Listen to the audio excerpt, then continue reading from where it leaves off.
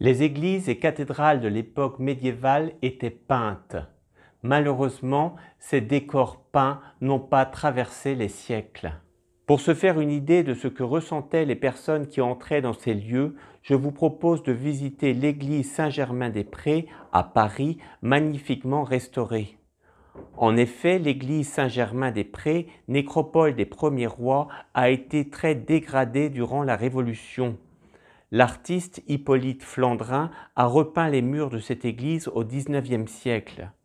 Ces remarquables fresques ont été récemment restaurées et nous pouvons aujourd'hui les découvrir en entrant dans cette église. La voûte et les murs entièrement peints représentent le paradis. C'est tout le sens qui est donné aux églises médiévales.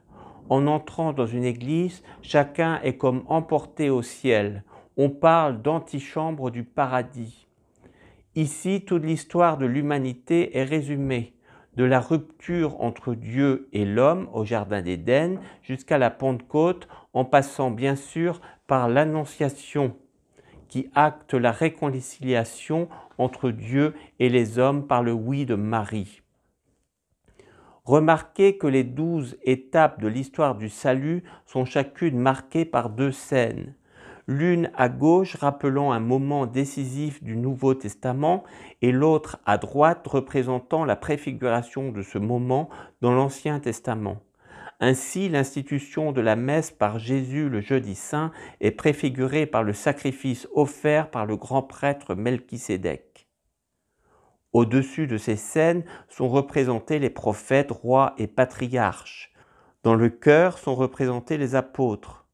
La décoration, extrêmement aboutie, rappelle la décoration des églises et abbayes médiévales. Les feuillages et végétaux évoquent le Jardin d'Éden. Saluant l'œuvre d'Hippolyte Flandrin à Saint-Germain-des-Prés, ses amis ont offert à l'église ce buste le représentant.